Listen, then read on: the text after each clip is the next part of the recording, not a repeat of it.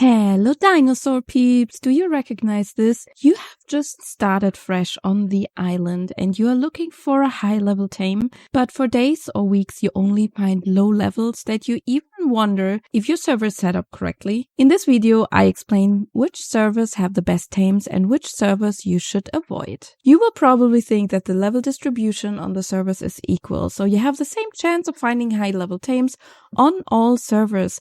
But this is not the case. Some of the servers even have extreme differences, and depending on how popular and populated the server is, the more spawns are blocked and the fewer animals spawn. But how do you find out about this? It's very simple. Just watch this video because I looked at the numbers for you. First of all, let me explain how I did it. The cluster I play on provides an overview of all wild animals that spawn on the cluster. I worked with these numbers. There are some advantages. This cluster has existed for years and it's regularly played by quite a lot of people, so it has a lot of active bases everywhere. The cluster does not have regular dino wipes, so it shows how the dino distribution realistically develops over days and weeks. This is comparable to official servers because they don't wipe regularly either.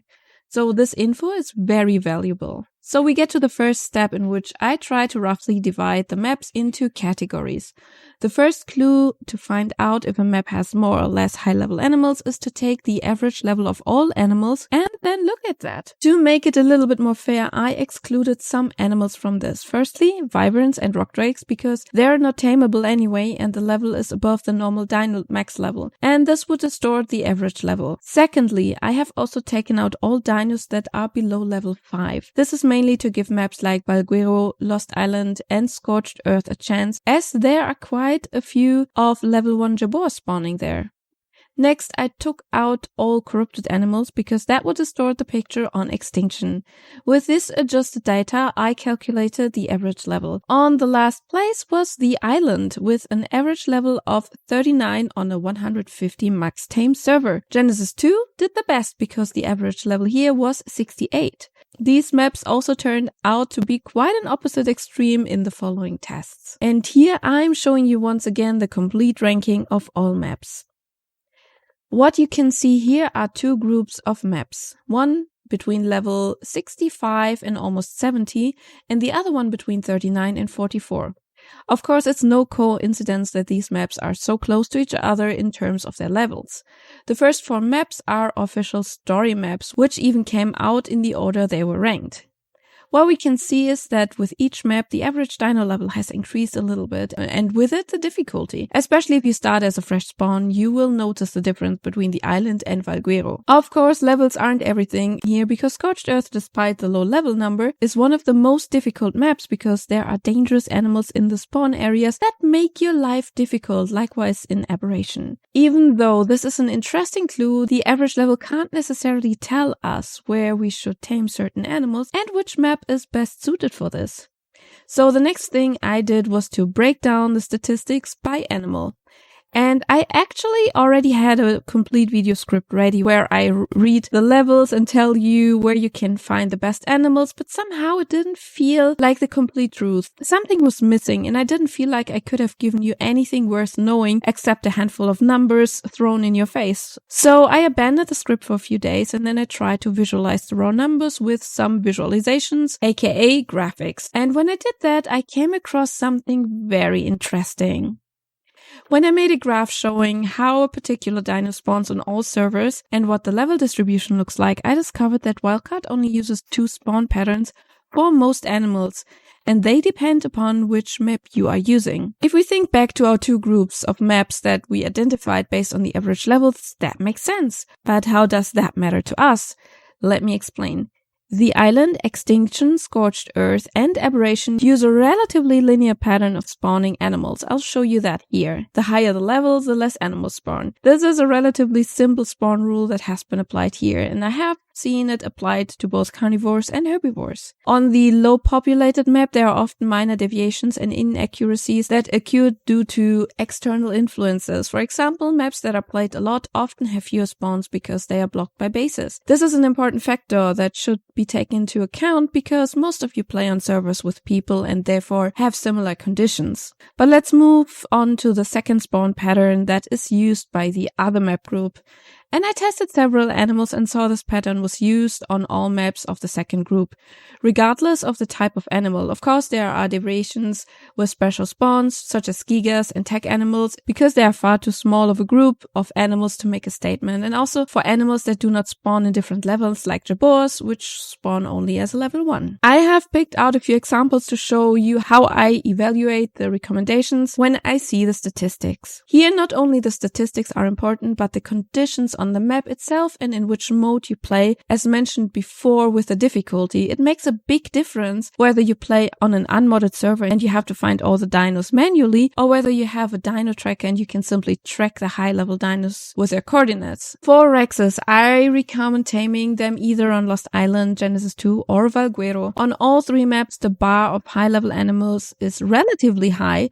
Valguero and Lost Island both have spawn points where Rexes spawn constantly. You only have to leave the render distance for a short time. Therefore, I would recommend Lost Island even above the other 2. If you want to tame low-level Rexes creating a level 1 group, then you should go to the maps of the first group. Here you have a lot of low-level animals. If you don't know how to breed a level 1 animal, just look into the video description and I will link you a tutorial there. Tech Rexes. And maybe you do not want a Rex, but you want a Tech Rex because it can spawn on a level 150 server up to level 180. And here too, I have a graphic for you.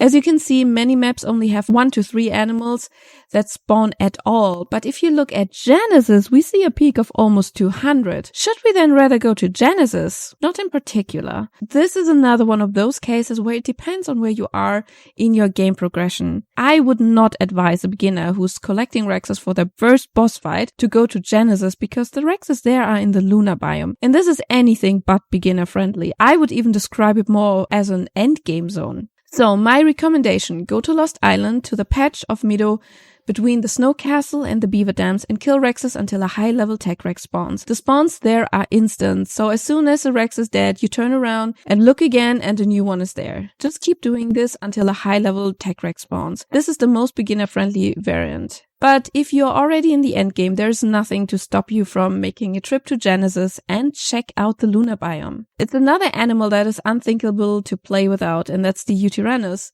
I also created a graphic here, and the clear winner is Valguero. Many more animals, relatively many high-level spawns, and the snow area is full of Yutis if you have ever been there. All of the other maps have such a low number of Yutis that you would have to be lucky to find good levels. So for Yutis, head to Valguero. Theris are popular in PvP as boss animals and also as farm animals, so finding high levels is important when you start in the game. A Theri is actually one of the first animals I tame on a new server. But where are your chances of finding a Theri particularly high? My recommendation is Genesis, Genesis 2 and Lost Island. On these 3 servers you will find enough Theris and also enough high-level ones to get a good stat. The island has relatively many Theris, but they're on average very low level, and here you're looking for a needle in a haystack, so it's pointless. Another herbivore, and that's the Stego, and they're currently making a comeback as a boss animal in Lost Island. And after they were almost ignored in PvE after their TLC, I find this comeback very delightful. On PvP servers, Stegos have been a staple since the TLC, so let's take a look where Stegos are best tamed. The distribution of all levels in the second group map is equally good, but if we look at the sheer number of Stegos, Genesis and also Lost Island are far ahead. So if you want to have a high-level Stego, then definitely check those out. I have 2 more for you, and one of these is the Daedon Healing Piggy. Again, I can only recommend you to stay away from the island extinction and scorched earth, and instead to go to Valguero and Lost Island. Both spawns the animal in the same patterns. Valguero has a few more. But if you think the Rock Wolves or the Daedons are the better choice, then look at Genesis 2, because Genesis 2 spawns both Daedons, and they are there in the same amount and level distribution. The only difference is that you can reach a higher level with the Daedons on official servers. The last animal is the Carbonemis turtle, which is often used in PvP to soak turrets and in PvE as a bait to tame the giant octopus. If you want to have good levels, avoid the island extinction and, as always, visit almost every other map that spawns Carbos instead. those spawn in masses on the other maps. So you will be fine just to go to any other map. To all of you who have always felt that some maps are better than others when it comes to taming, you are absolutely right. If you are not necessarily looking for level 5 animals because these are only available on the island, Scorched Earth, Aberration, and Extinctions, then avoid these maps when it comes to hunting and taming animals. Maybe this will also help you decide where to build your main base on a cluster.